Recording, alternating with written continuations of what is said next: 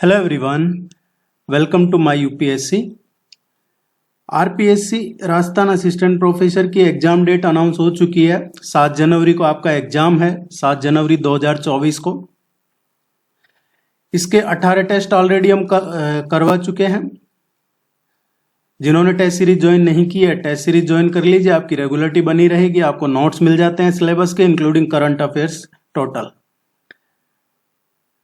देखिए, ये टेस्ट शुरू करें इससे पहले ये टॉपिक है, इसको देख लेते हैं, क्योंकि अब आने वाले टाइम में जैसे आपके एग्जाम तक कोशिश ये रहेगी, जिन्होंने टेस्ट सीरीज ज्वाइन कर रखी है उनको तो डिटेल में टॉपिक वाइज नोट्स और उस टॉपिक से रिलेटेड जो भी क्वेश्चन बनते हैं वो दोनों सेपरेट सेंड किए जाएंगे। बाकी अगर आपने टेस्ट सीरीज ज्वाइन नहीं की है तो आपको थोड़ा सा आइडिया दे दूं मैं। ये जनरल स्टडीज ऑफ राजस्थान का पेपर 3 है आपका। इसका पहला टॉपिक है जो आपका सिलेबस है, उसकी बात हो रही है, history, art, culture, literature and heritage of Rajasthan.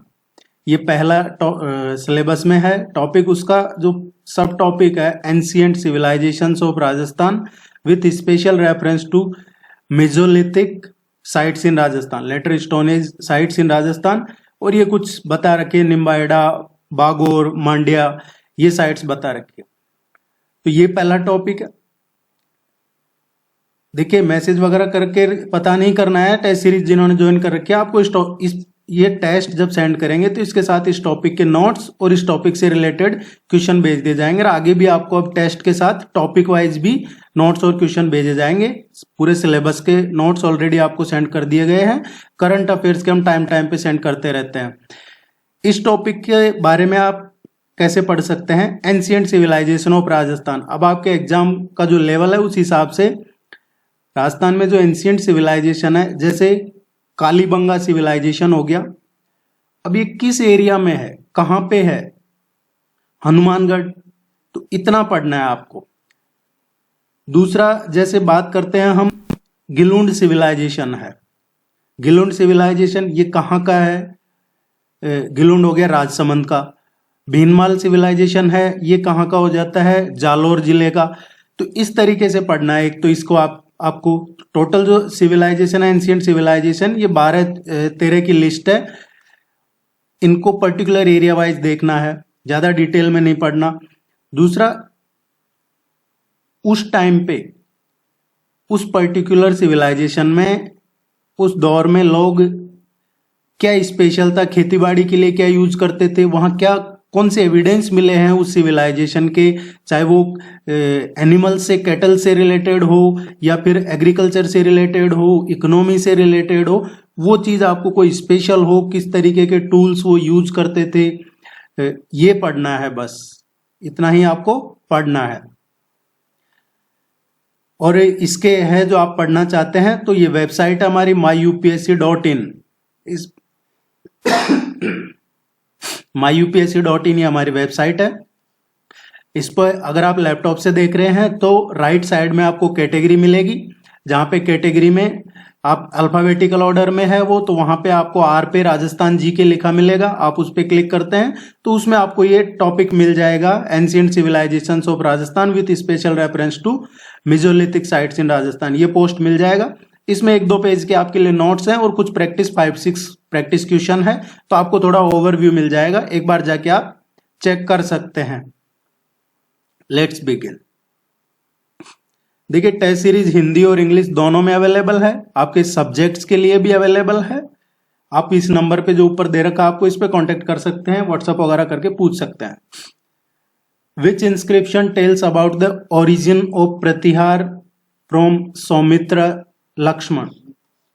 ये जो 2 चीजें हैं इसमें, कौन से इंस्क्रिप्शन में ये मिलता है हमें कि जो प्रतिहार्स हैं, प्रतिहार कौन, गुर्जर प्रतिहार डायनेस्टी की बात हो रही है, कि उनका ओरिजिन के बारे में किस इंस्क्रिप्शन में, किस शिलालेख में, अभिलेख में मिलता है हमें इस बारे में कि वो ओरिजिन उनका इससे है। सौमित्र लक्ष्मण, ये लक्ष्मण वो ही है जो प्रभु श्री राम के छोटे भाई हैं, और इनको सौमित्र इसलिए कहा जाता है क्योंकि इनकी माता जी का नाम सुमित्रा था। जैसे देवकी नंदन वैसे ही सौमित्र। तो ये किस इंस्क्रिप्शन में मिलता है, ये मिलता है हमें ग्वालियर इंस्क्रिप्शन में। ग्वालियर इंस्क्रिप्शन में मिलता है कि जो गुर्जर प्रतिहार हैं ये they are described as the descendants of Saumitra, Lakshman. ये इस तरीके का एक क्वेश्चन इंस्क्रिप्शन का पूछा जाता है आपके एग्जाम में। गुर्जर प्रतिहार डायनेस्टी की है तो इसके बारे में ये सब नागभट्ट फर्स्ट है, ये इसी के रूलर रहे हैं और 8 to 11th सेंचुरी में ये सबसे पीक पे रहे हैं, इनका रूल रहा है।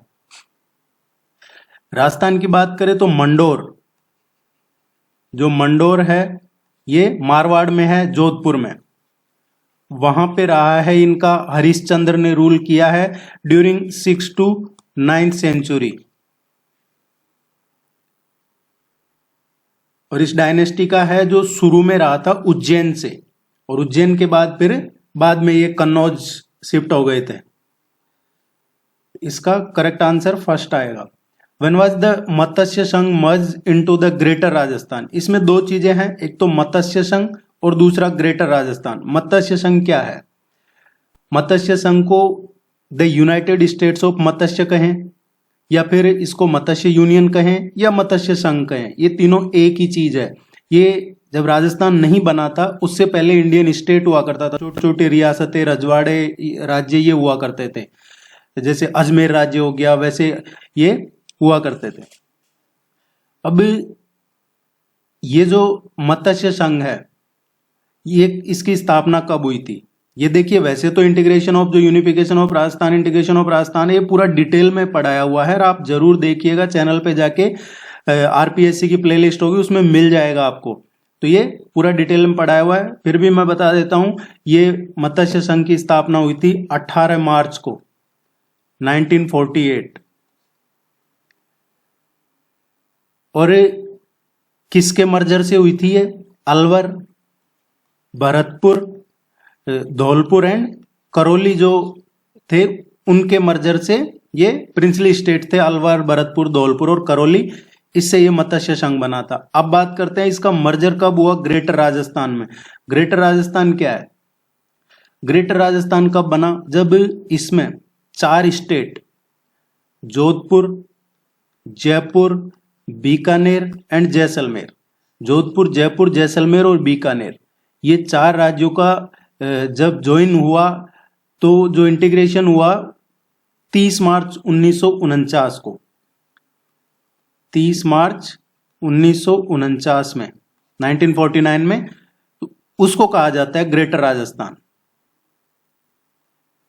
और इसीलिए 30 मार्च को राजस्थान दिवस मनाया जाता है, क्योंकि बाद में एज ए प्रिंसिपलिटी नीम राणा और लावा ने भी ज्वाइन कर लिया था। तो अब क्वेश्चन पे आते हैं।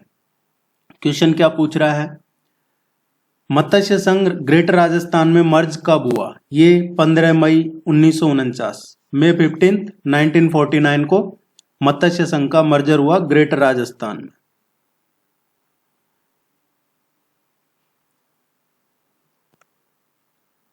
Which one of the following forts is also known as Koshvardhan fort? Koshvardhan fort किस किले को जाना जाता है? किस किले को कोशवर्धन फोर्ट के नाम से भी जाना जाता है? देखिए, कोशवर्धन फोर्ट है, ये कहा जाता है शेरगढ़ के किले को। शेरगढ़ फोर्ट है, इसको कोशवर्धन फोर्ट के नाम से भी ये फेमस है। शेरगढ़ फोर्ट कहाँ पे है? ये अटरू में है। अटरू क्या है? तहसील है। कहाँ पे है? 12 जिले में है ये तहसील। 12 जिले में तहसील अटरू, और वहीं पे शेरगढ़ का फोर्ट है। कई बार डायरेक्ट भी पूछ लिया जाता है आपके एग्जाम में कि शेरगढ़ का किला कहाँ स्थित है, तो या तो 12 जिला दे दिया जाएगा या फिर अटरू तहसील का नाम दे दिया जाएगा।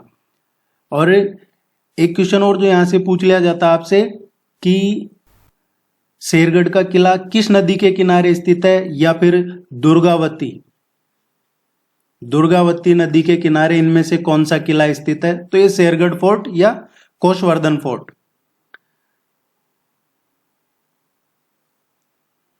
आपके टेस्ट में यहां पूरे क्वेश्चन नहीं मिलते हैं, लेकिन इसमें करंट अफेयर्स वगैरह सारा सिलेबस कवर इंक्लूड होता है।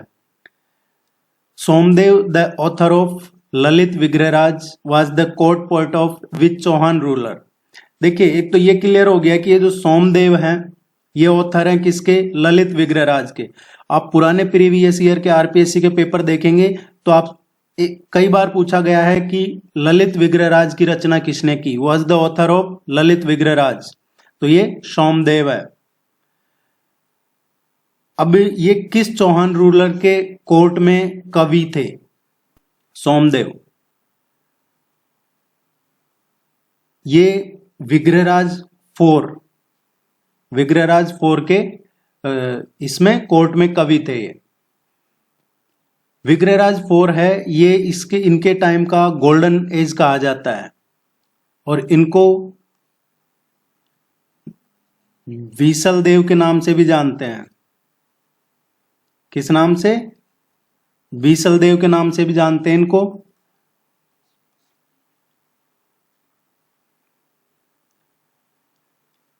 ये आपको ध्यान रखना है।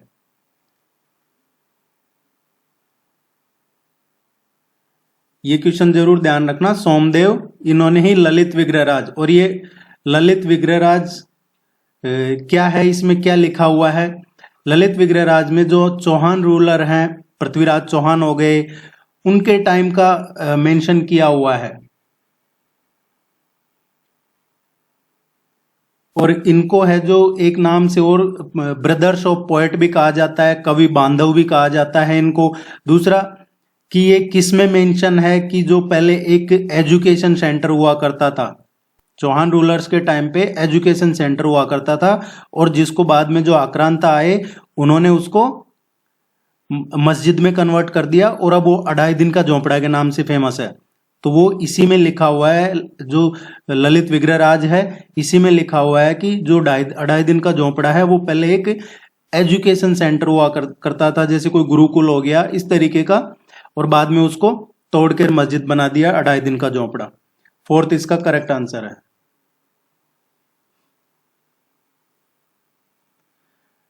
Which historian has called the battle of Haldighati as the battle of Gogunda? देखिए, बैटल ऑफ हल्दीघाटी की बात कर लेते हैं। बैटल ऑफ हल्दीघाटी कब हुआ था? 18 जून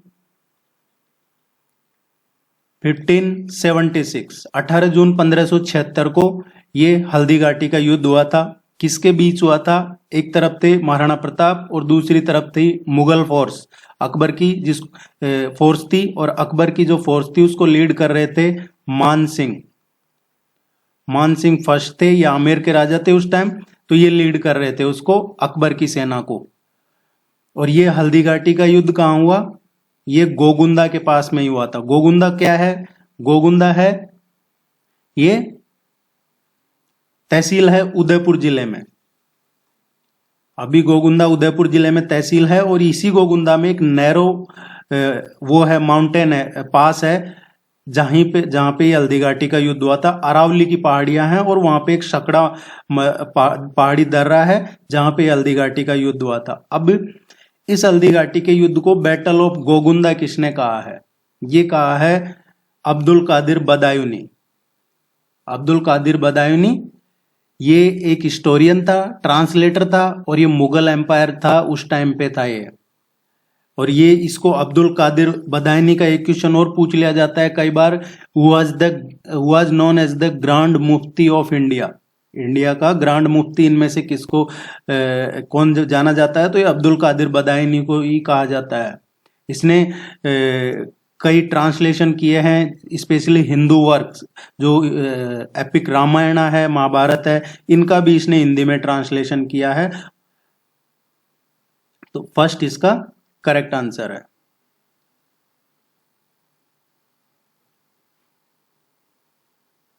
आप चैनल को सब्सक्राइब जरूर कीजिएगा, रेगुलर नोटिफिकेशन मिलते रहेंगे, आपका सपोर्ट भी बना रहेगा। Recently, Khajuwala and Chhattargarh tehsil have been included in which district? देखिए, अभी क्या हुआ है, इलेक्शन है राजस्थान में नेक्स्ट मंथ, जिसको जो चाहिए दे दो।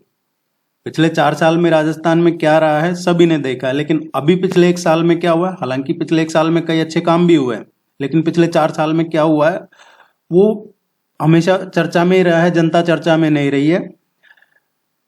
तो इस बार जिसने जो मांगा दे दिया। वैसे ही जहां जहां डिस्ट्रिक्ट्स की डिमांड थी तो जिले बना दिए गए। फिर बाद में क्या हुआ कि लोगों ने विरोध किया कि ये जो एरिया है ये तो हमारा है, इसको उस जिले में कैसे दे दिया। वैसा ये एग्जाम्पल है खाजूवाला और छत्तरगढ़ का। खाजूवाला और छत्तरगढ़ देखिए, आप देखेंगे तो ये श्रीगंगानगर है और यहाँ पे अनूपगढ़ आता है। मैं राजस्थान के इस मैप की बात कर रहा हूं। तो गंगानगर में से अनूपगढ़ जिला बनाया है। बीकानेर की जो दो तहसीलें थी खाजूवाला और छत्तरगढ़, इनको अनूपगढ़ में मिला दिया था। अनूपगढ़ नया जिला बनाया है अभी। पहले कुछ जिले बनाए, फिर और नए जिले बनाए, 50 जिले हो गए, फिर 3 और नए जिले बनाए, 53 जिले हो गए। ये प्रोसेस चल ही रहा है। खाजूवाला और छत्तरगढ़ पहले बीकानेर में आते थे, अब अनूपगढ़ नया जिला बना तो उसमें इनको ये तहसीलें उसमें चली गई। लोगों ने विरोध किया तो अब वापस इनको बीकानेर में दे दिया गया है। लोगों के विरोध करने के बाद अब अनूपगढ़ में 4 सब डिवीजन और 5 तहसील है। 4 सब डिवीजन है और 5 तहसील है अनूपगढ़ में। और जो बीकानेर है, बीकानेर में 7 सब डिवीजन और 9 तहसीलें हैं। तो ये ध्यान रखना आपको खाजूवाला और छत्तरगढ़ का। और खाजूवाला का तो स्पेशली इसलिए ध्यान रखना है क्योंकि सबसे हाई यील्ड ऑफ कॉटन, ये यहां पे बहुत सारी कॉटन मिल्स हैं खाजूवाला में। और इसके अलावा जो ऑयल की मिल्स भी यहाँ पे बहुत सारी है। तो ये इसलिए भी काफी इंपॉर्टेंट है। पूछ लिया जाएगा आपसे इनमें से कौन है जो सबसे अच्छी कॉटन के लिए प्रसिद्ध है। With which institutions community of Rajasthan Chandkaran Sharda and Harbilas Sharda was associated. Chandkaran Sharda और हरबिलास शारदा इनमें से किसके साथ एसोसिएटेड है। देखिए, ये जो चांदकरण शारदा है और हरबिलास शारदा है, ये आर्य समाज से एसोसिएटेड है।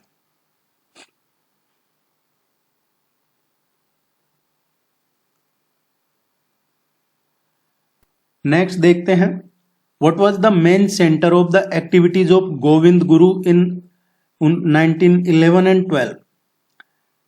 देखिए, गोविंद गुरु, गोविंदगिरी, गोविंद गुरु बंजारा, ये तीनों एक ही है। गोविंद गुरु उन्हीं को गोविंदगिरी के नाम से जाना जाता है और उन्हीं को गोविंद गुरु बंजारा के नाम से जाना जाता है। क्वेश्चन पूछा है कि इनका जो मेन सेंटर ऑफ एक्टिविटी था वो कहां पे था। इनसे रिलेटेड फ्रीक्वेंटली क्वेश्चन पूछे जाते हैं एग्जाम में, पहले भी पूछे गए हैं। तो गोविंदगिरी का ये सोशल और रिलीजियस रिफॉर्मर थे 90s के टाइम पे। और एक क्वेश्चन जो पूछा जाता है, भगत आंदोलन, भगत मूवमेंट, ये किसने शुरू किया था।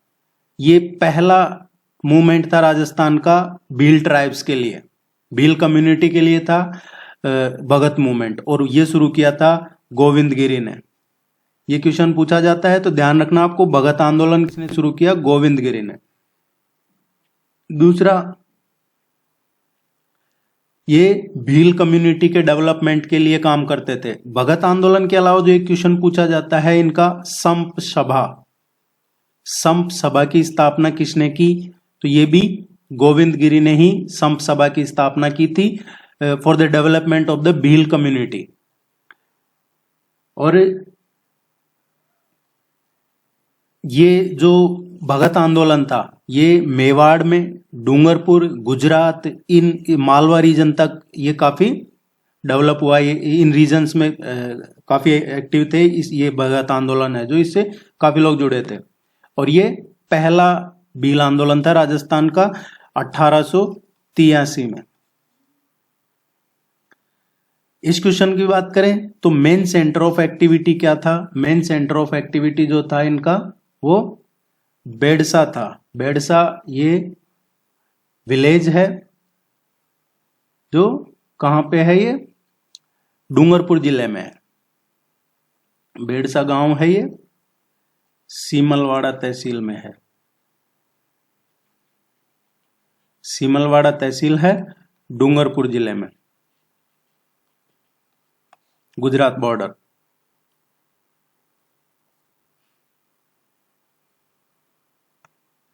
विच is the main temple of folk god Harbuji situated. Harbuji का जो मेन टेम्पल है वो कहाँ पे है? लोक देवता हड़बूजी का मुख्य टेम्पल मंदिर कहाँ पे है इनमें से? देखिए,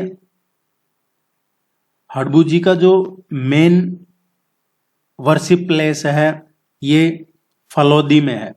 इससे पहले एक चीज देख लेते हैं हम कि ये इनके जो वर्शिपर्स हैं वो कौन है हड़बूजी के।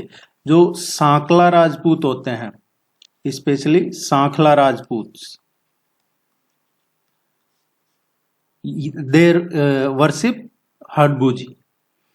अब राजस्थान में एक क्वेश्चन पूछा जाता है, पांच पीर, पंच पीर, पांच पीर, फाइव पीर्स, फाइव पीर्स, ये कौन है? इनमें से कौन से पांच पीर हैं या नहीं है, या पांच पीर के नाम दे दिए जाएंगे और उनका मेन जो वर्शिप प्लेस है या मेन टेम्पल है वो कहाँ पे है, ये पूछ लिया जाता है।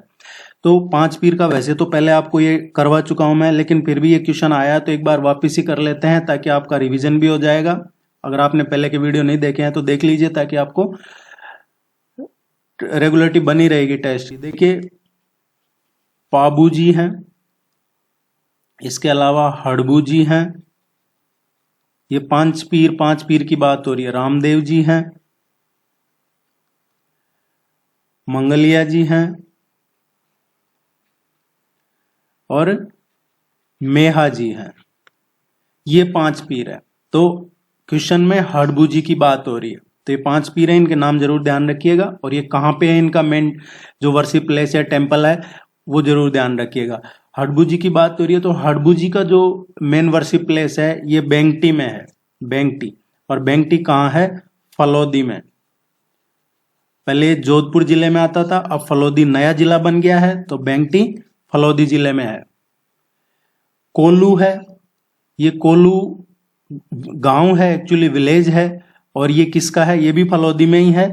ये किसका है, किससे एसोसिएटेड है? ये पाबू जी का मेन है। यहाँ पे पाबू जी का पूछा जाता है तो Kollu.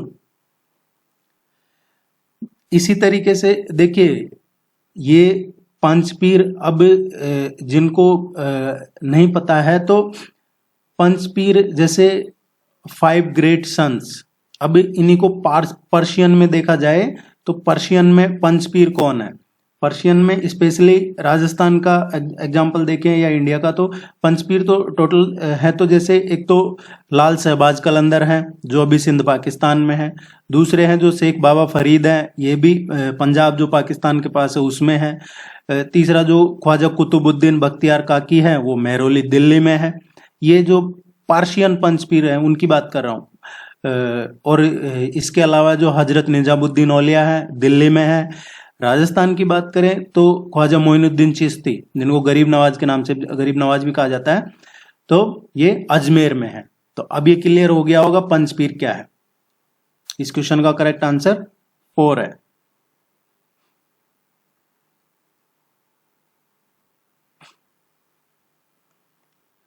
Which Satyagrahi had died in 1942 in Jodhpur jail during the hunger strike. इनमें से कौन से सत्याग्रही थे जिन्होंने भूख हड़ताल की और 1942 में वो जोधपुर जेल में उनकी डेथ हो गई? देखिए, ये थे बाल मुकुंद बिस्वा। बाल मुकुंद बिस्वा है, ये मारवाड़ लोक परिषद के नेता थे और ये इन्होंने भूख हड़ताल किया, हंगर स्ट्राइक, किसके खिलाफ? जो एट्रोसिटीज थी सरकार की उनके खिलाफ। जो उस टाइम पे जिनकी सरकार थी, देश आजाद हुआ नहीं था, तो अंग्रेजों के खिलाफ इनको उठा के जेल में डाल दिया। इन्होंने भूख हड़ताल की, बाद में इनको जेल में डाला तो वहीं पे इनकी डेथ हो गई। ये ध्यान रखिएगा, बाल मुकुंद बिस्वा। अब मारवाड़ लोक परिषद के नेता थे। मारवाड़ लोक परिषद का क्वेश्चन पूछा जाता है एग्जाम में कि मारवाड़ लोक परिषद की स्थापना किसने की? मारवाड़ लोक परिषद की स्थापना की थी रणछोदास गट्टा ने। रणछोदास गट्टानी ये इसके प्रेसिडेंट थे, और अभयमल जैन ये इसके जनरल सेक्रेटरी थे। तो ये क्वेश्चन पूछा जाता है एग्जाम में। मारवाड़ लोक परिषद की स्थापना कब हुई? 16 मई 1938 को, मई 16 1938। और प्रेसिडेंट कौन थे? रणछोड़ दास गट्टानी और अभयमल जैन जनरल सेक्रेटरी थे। इसके अलावा इसकी स्थापना में और कौन शामिल थे? भीमराज पुरोहित थे, जयनारायण व्यास थे, ये भी थे। जयनारायण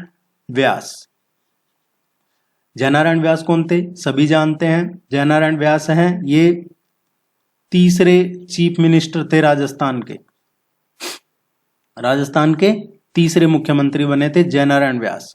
पहले मुख्यमंत्री कौन थे राजस्थान के? चीफ मिनिस्टर जब राजस्थान नहीं था, नाम बना नहीं था, उससे पहले था अजमेर हुआ करता था, तो चीफ मिनिस्टर ऑफ अजमेर के नाम से बनते थे। तो पहले जो थे चीफ मिनिस्टर ऑफ अजमेर थे, ये कौन थे? हरिभाऊ उपाध्याय थे। ये पहले चीफ मिनिस्टर थे, जो chief minister of Ajmer state के नाम से कहा जाता है इनको। दूसरा, जब राजस्थान बना तो राजस्थान के जो पहले चीफ मिनिस्टर बने, फर्स्ट चीफ मिनिस्टर राजस्थान के, वो कौन थे? हीरालाल शास्त्री अप्रैल 1949 से और जनवरी 1951 तक रहे हैं। 7 अप्रैल 1949 थे और 6 जनवरी 1951 तक रहे हैं। इसके बाद दूसरे जो बने CS वेंकटाचल, ये दूसरे मुख्यमंत्री थे राजस्थान के, जो 6 जनवरी 1951 से अप्रैल 51 तक रहे हैं। इसके बाद में बने ये जयनारायण व्यास इसके बाद में बने तीसरे। जयनारायण व्यास का एक और पूछ लिया जाता है। देखिए, ये जोधपुर स्टेट के प्राइम मिनिस्टर भी रहे हुए हैं। जयनारायण व्यास की बात चल रही है क्योंकि हमने BA बालमुकुंद बिस्वा का पढ़ा, और ये किससे एसोसिएटेड थे? मारवाड़ परिषद से, जो मारवाड़ लोक परिषद थी उससे। अब मारवाड़ लोक परिषद की जो स्थापित की, उनमें एक जयनारायण व्यास भी थे, जो राजस्थान के तीसरे चीफ मिनिस्टर रहे, और ये जोधपुर राज्य के प्रधानमंत्री भी रहे हैं। बने थे 3 मार्च 1948 को, और कब तक रहे? 7 अप्रैल 1949 तक। राजस्थान के चीफ मिनिस्टर रहे हैं ये 2 बार। पहली बार बने 26 अप्रैल 1951 को, और 26 अप्रैल 1951 से और कब तक रहे हैं जयनारायण व्यास? 3 मार्च 1952 तक। देखिए, जयनारायण व्यास यूनिवर्सिटी भी है जोधपुर में, एक जयनारायण व्यास कॉलोनी भी है बीकानेर में। तो 3 मार्च 1952 फिर वापस इलेक्शन हुए, तो ये जोधपुर से चुनाव ये हार गए, और चुनाव हार गए तो मुख्यमंत्री नहीं बने, तो इनकी जगह मुख्यमंत्री बन गए टीकाराम पालीवाल। फिर थोड़े कुछ महीनों बाद इन्होंने वापस चुनाव लड़ा। टीकाराम पालीवाल ने कहां से चुनाव लड़ा था? महुआ से। और इनके बाद में वापस इन्होंने जोधपुर से हारे, और किशनगढ़ से इन्होंने चुनाव लड़ा। इसके बाद में 1952 में, क्योंकि टीकाराम पालीवाल है जो इसके 3 मार्च के बाद में चुनाव हुए, ये जैसे ही हार गए जयनारायण व्यास, तो टीकाराम पालीवाल मुख्यमंत्री बन गए। जैसे हुआ था तो 2008 में क्या हुआ था कि सब कांग्रेस मेजोरिटी में आती है, तो CP जोशी हैं, ये राजस्थान के मुख्यमंत्री बनेंगे, जो भी विधानसभा अध्यक्ष है राजस्थान के, CP जोशी। ये 2008 में 1 वोट से हार गए थे, और उसके बाद अशोक गहलोत 2008 में मुख्यमंत्री बन गए। वैसा ही कुछ हुआ था। बाद में किशनगढ़ से जीते, और 1 नवंबर 1952 को ही ये फिर से राजस्थान के मुख्यमंत्री बन गए। तो इनके बारे में जरूर ध्यान रखिएगा। और इनसे एसोसिएटेड एक दो क्वेश्चन और पूछे जाते हैं कि जोधपुर प्रजामंडल की स्थापना किसने और कब की? तो जयनारायण व्यास और भंवरलाल सराफ, ये 2 थे। इन्होंने 1934 में जोधपुर प्रजामंडल की स्थापना की थी। मारवाड़ लोक परिषद की स्थापना 1938 में हुई थी। ये कुछ चीजें हैं जो आपको ध्यान रखनी है। जयनारायण व्यास से रिलेटेड कोई क्वेश्चन आएगा तो आप 100% उसको सही कर दोगे, जो कि अक्सर पूछा जाता है। और ये जो आपको बताया, ये सब डिटेल में आपको सेंड कर दिया जाएगा। टेस्ट सीरीज ज्वाइन कर रखा है तो, अदरवाइज आप नोट कर सकते हैं। ये अपने हिसाब से जरूर पढ़िएगा। Where was Nehru Youth Transit Hostel and Facilitation Center launched by the Rajasthan government with the aim of building a better future for the youth? Rajasthan सरकार ने Nehru youth transit hostel and facilitation centre ये कहाँ पे बनाया जाएगा? देखिए, अभी जो बजट निकाला था इसमें मुख्यमंत्री ने अनाउंस किया बजट में कि ये नेहरू यूथ ट्रांजिट हॉस्टल और फैसिलिटेशन सेंटर बनाएंगे। किस लिए बनाएंगे? जो युवा है राजस्थान के बजट की बात हो रही है, तो जो राजस्थान का यूथ है उसके बेटर फ्यूचर के लिए, बेहतर भविष्य के लिए नेहरू यूथ ट्रांजिट हॉस्टल और फैसिलिटेशन सेंटर हम बनाएंगे। ये बजट में घोषणा की थी, लेकिन बनाएंगे कहाँ? ये दिल्ली में बनाएंगे। तो ये नई दिल्ली में बनाया जाएगा। Which is the largest assembly seat in Rajasthan on the basis of votes? Votes के बेसिस पे इनमें से कौन सी राजस्थान की सबसे लार्जेस्ट असेंबली सीट है? देखिए, ये असेंबली सीट है जयपुर में, है जोटवाड़ा। यहां से ये होने को तो है, जो ये सबसे बड़ी सीट है असेंबली सीट। यहां पे जो हारता है ना उसको भी बहुत वोट मिलते हैं। तो ये, लेकिन इस सीट की प्रॉब्लम क्या है? मतलब यहाँ पे जनता की जो मेन प्रॉब्लम है वो क्या है? अभी की देखेंगे तो ये दो सबसे बड़े मुद्दे हैं इस कॉन्स्टिट्यूएंसी में, जोटवाड़ा कॉन्स्टिट्यूंसी में, पानी और स्वास्थ्य। एक हॉस्पिटल बनना था, नहीं बना। पानी, बारिश के टाइम पे भी, बारिश के का जब बरसात का मौसम होता है मानसून में, उस टाइम पे भी यहाँ पे टैंकर से पानी की सप्लाई की जाती है। लोग मंगवाते हैं पैसे देके, कौन सप्लाई करता है? कई बार हो सकता है सरकार करती हो, लेकिन ये जो दो मेन बड़े इश्यू है यहाँ पे, जो पहले केंद्रीय मंत्री रहे लालचंद कटारिया, वो थे कांग्रेस से पिछली बार, और राजपाल सिंह शेखावत बीजेपी से थे, वो हार गए थे। बी इसका करेक्ट आंसर है। ये सब इसलिए बताया था कि आपको ध्यान रहे इस जगह का नाम। What percentage of subsidy will be provided to farmers by the state government for providing additional electricity to the grid along with irrigation by installing solar plant on their field? Rajasthan सरकार, राज्य सरकार अगर कोई अपने खेत में, अपनी जमीन में, अपने फील्ड में सोलर प्लांट लगाता है और तो उसको कितना सब्सिडी दिया जाएगा? क्वेश्चन ये है, सोलर प्लांट लगाने पे कितना सब्सिडी? देखिए, सोलर प्लांट से आप अगर 1 किलोवाट का सोलर प्लांट लगाते हैं तो ये अप्रोक्सीमेट 5-6 यूनिट बिजली पैदा कर सकते हैं। 5-6 यूनिट इलेक्ट्रिसिटी की प्रोड्यूस करता है 1 किलोवाट का solar plant, around 8 to 9 hours में, 8-9 घंटे में 5-6 यूनिट बिजली पैदा कर देता है 1 किलोवाट का अगर सोलर प्लांट लगाते हैं तो। अब गवर्नमेंट इस पे कितनी सब्सिडी दे रहा है? 90%। आप यहां से इरिगेशन के लिए यूज में ले सकते हैं, और जो राज्य सरकार के ग्रिड है, 11 kV ग्रिड हो गए, 33 kV ग्रिड हो गए, 132 kV के ग्रिड हो गए, 220 kV के ग्रिड हो गए, 400 kV के ग्रिड हो गए, अब तो 765 kV के भी ग्रिड हो गए। तो इन पे आप सप्लाई भी, आप चाहे तो सेल भी कर सकते हैं। एक चीज देखिएगा कि ज्यादातर जो ग्रिड है वो 11 के मल्टीप्लिकेशन में है, तो 90% की सब्सिडी देगी राज्य सरकार, ये ध्यान रखिएगा, पूछा जा सकता है question. Which among the following types of forest in Rajasthan are found in areas having maximum amount of rainfall? जहां ज्यादा बारिश होती है, ज्यादा बारिश का मतलब ये नहीं है कि एक दिन बहुत ज्यादा बारिश हो गई और वहां बाढ़ आ गई, फिर उसको ही मान लिया आपने कि नहीं वहां सबसे ज्यादा बारिश होती है। जो थ्रू आउट द सीजन, और फिर एक एवरेज देखा जाता है पर्टिकुलर एक टाइम पीरियड में कि कहाँ पे ज्यादा बारिश हुई है, पर्टिकुलर डे के हिसाब से नहीं। तो जहां ज्यादा बारिश होती है राजस्थान में, वहां किस तरीके के फॉरेस्ट, कौन सी टाइप के फॉरेस्ट पाए जाते हैं, ये क्वेश्चन पूछ रहा है। देखिए, जहां ज्यादा बारिश होती है वो वहां पे ड्राई टीक फॉरेस्ट पाए जाते हैं।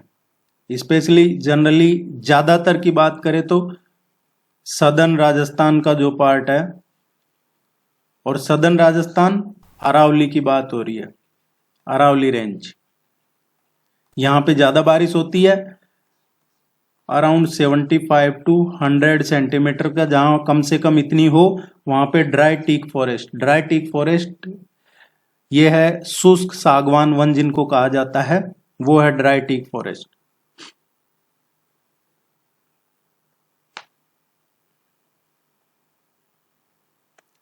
आप चैनल को सब्सक्राइब कीजिएगा, टेस्ट सीरीज जरूर ज्वाइन कर लीजिएगा, अब रेगुलरिटी बनी रहेगी, ज्यादा टाइम नहीं है आपके एग्जाम में, काफी सीटें हैं। The undulating surface and dissected topography named as Vagad is formed due to the action of which river in Rajasthan. कौन सी नदी की वजह से ये undulating surface और जो dissected topography है वो विच्छेदित वगैरह जो बोला जाता है, ये किस नदी की वजह से बनता है? ये वागड़। देखिए कंफ्यूज नहीं होना, एक है बगड़, वो आता है शेखावटी में, स्पेशली जो ये झुंझुनू वाला एरिया है वो, ये है वागड़, ये है मेवाड़ में, इसमें कंफ्यूज नहीं होना आप। तो वागड़ है ये किस नदी की? अब जैसे मेवाड़ है तो इतना भी अगर आपको पता है तो भी आप कर सकते हैं इस क्वेश्चन को सही। माही नदी की वजह से ये इस तरीके से ये बनता है वागड़। ये एक्चुअली अपर वाटर शेड एरिया है माही नदी का, और इसकी जो ट्रिब्यूटरीज है माही नदी की उनका। माही नदी एक्चुअली कहां से ओरिजिनेट होती है? माही नदी ओरिजिनेट जो एग्जैक्ट पोजीशन है, एग्जैक्ट प्लेस है माही नदी के ओरिजिन का, वो मिंडा है, मिंडा गांव है, मिंडा विलेज कहाँ पे है? ये धार जिले में है, मध्य प्रदेश में, वहां से ओरिजिन होता है माही नदी का, जो बाद में जाके खंबात की खाड़ी में अरब सागर में मर्ज हो जाती है, और नर्मदा की तरह ये भी उस उधर राइट साइड में फ्लो करती है ऊपर की तरफ। एक क्वेश्चन जो पूछा जाता है माही नदी का कि इसकी ट्रिब्यूटरीज कौन सी है, सहायक नदियां कौन सी है? तो माही की जो ट्रिब्यूटरीज हैं ये सोम है, इसके अलावा देखा जाए तो अनास है, सोम, अनास, और एक और है इसकी पनाम।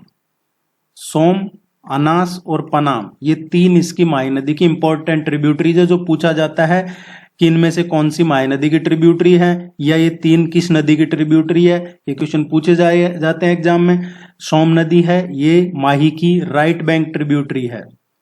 अनास है, ये लेफ्ट बैंक ट्रिब्यूटरी है, और जो पनाम है ये भी लेफ्ट बैंक ट्रिब्यूटरी है, जो बाईं साइड से आके ज्वाइन करती है। जैसे माही नदी ऐसे जा रही है राजस्थान से, तो लेफ्ट बैंक से इधर अनास एंड पनाम, और इधर सोम नदी हो गई। अब देखिए सोम नदी है, इसकी भी दो ट्रिब्यूटरी है, जो सब ट्रिब्यूटरी हो गई गोमती और जाखम। एक जाखम डैम भी है। गोमती, ये लखनऊ वाली गोमती नहीं है, गोमती और जाखम, ये दो सहायक नदियां किसकी है? सोम की, और सोम सहायक नदी है, माही की राइट बैंक ट्रिब्यूटरी है। ये कुछ इंपॉर्टेंट चीजें थी जो आपको ध्यान रखनी है सोम माही नदी से रिलेटेड। और इस पे कौन कौन से डैम बने हुए हैं? माही बजाज सागर डैम है, कडाना है, इसके अलावा एक और डैम है वाना कबोरी। ये तीन डैम है माही रिवर पे।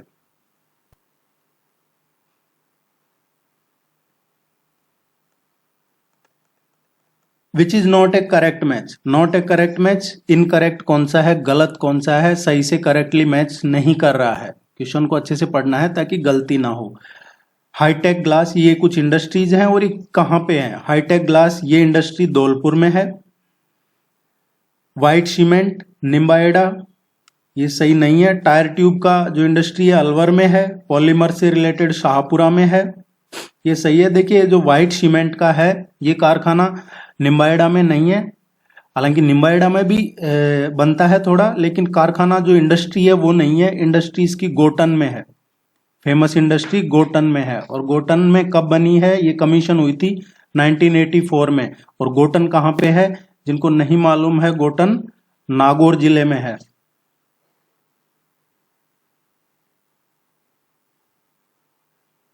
एक क्वेश्चन इस तरीके का इंडस्ट्री का पूछा जाता है आपके एग्जाम में, इसलिए जरूर आप देखिएगा इंडस्ट्री के कौन सी फेमस इंडस्ट्रीज कहाँ पे है। सेलेक्ट द इनकरेक्ट पेयर, इसमें भी इनकरेक्ट पेयर कौन सा है, गलत कौन सा है। सलीम सिंह जी की हवेली जैसलमेर, ये सही है।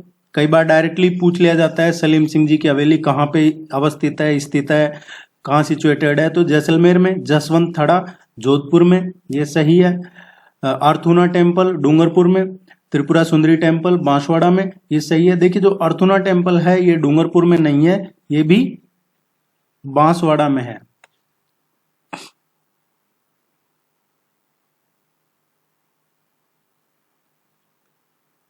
जितना भी पढ़ते हैं उसका रिवीजन जरूर कीजिएगा ताकि आप जो पढ़ रहे हैं उसका आपको 100% रिजल्ट मिले एग्जाम में। अदरवाइज आप पढ़ते जाएंगे पीछे से स्किप हो जाएगा। Recently Cairns oil and gas company have signed MOU memorandum of understanding with which university for agriculture related skill development. अभी जो Cairns oil and gas company है ये, इसने किसके साथ ये MOU साइन किया है, किस यूनिवर्सिटी के साथ किया है, किस फील्ड के बारे में किया है, एग्रीकल्चर रिलेटेड स्किल डेवलपमेंट को लेकर ये MOU साइन किया है। तो ये अभी रिसेंटली जोधपुर में है जो एग्रीकल्चर यूनिवर्सिटी है, उसके साथ में ये साइन हुआ है Cairns oil and gas company का। ए इसका करेक्ट आंसर है। इसके अंडर में एक्चुअली क्या है, लगभग 15 ट्रेनिंग प्रोग्राम चलेंगे throughout the year, 15 sessions ऐसा कुछ है। रिसेंटली वो have been nominated as the chairman of Rajasthan state Veer Tejaji welfare board. ये काफी चर्चा में है ये नाम है जो, और ये पूछा जा सकता है। जैसा मैंने आपको पिछले टेस्ट में बताया था कि राजस्थान में पिछले 3-4 साल में बहुत उठापटक रही, उठापटक इन द सेंस की पॉलिटिकल गहमागहमी, कभी कौन नाराज हो रहा है, कभी लग रहा है सरकार गिर जाए, कभी कौन किस में शामिल हो रहा है, कभी कहाँ होटल में बंद हो रहे हैं, इस तरीके का पॉलिटिकल चलता है। राजस्थान में नहीं, ये और भी कई राज्यों में चलता रहता है, ये राजनीति है। क्वेश्चन पे आते हैं तो पिछले टेस्ट मैंने बताया था कि इस बार गवर्नमेंट ने बोर्ड बहुत सारे बनाए हैं, उनमें से एक बोर्ड ये भी है वीर तेजाजी वेलफेयर बोर्ड। इसमें क्वेश्चन पूछ रहा है कि इसके चेयरमैन कौन है, किसको नॉमिनेट किया है। अभी क्वेश्चन क्यों पूछा गया, देखिए अभी रिसेंटली कांग्रेस से बीजेपी में ज्वाइन हुई है ज्योति मिर्धा। ज्योति मिर्धा को टिकट दिया है बीजेपी ने अभी रिसेंटली, और ये जो इस चेयरमैन ये बोर्ड के हैं वो हैं रिचपाल मिर्धा। ये कांग्रेस के MLA रहे हुए हैं, और मिर्धा परिवार का राजस्थान की राजनीति में बहुत पुराना नाता रहा है, बहुत कद्दावर परिवार रहा है ये। तो रिचपाल मिर्धा जी हैं, ये इनके फादर है ज्योति मिर्धा के। अब इन्होंने ये बयान दे रहे हैं कि मैं तो जो मेरी बेटी है उसका प्रचार करूंगा, इस तरीके कोई इनका आया है निकल के, और ये चर्चा में है, इसलिए क्वेश्चन आपको करवाया गया है ताकि आपको ध्यान रहे। और आगे भी जितने बोर्ड हैं उनमें से हो सकता है क्वेश्चन पूछा जाए, क्योंकि इतने सारे बोर्ड बनाए हैं और चेयरमैन भी उनके काफी बनाए हैं। तो रिचपाल मिर्धा है जो वीर तेजाजी वेलफेयर बोर्ड के चेयरमैन है, ये याद रखना है हमें। आप चैनल को सब्सक्राइब जरूर कीजिएगा। All the very best, good luck, thank you very much. कोई भी क्वेरी हो आप कमेंट सेक्शन में पूछ लीजिएगा। टेस्ट सीरीज का लिंक आपको कमेंट सेक्शन में डिस्क्रिप्शन में मिल जाएगा। Thank you.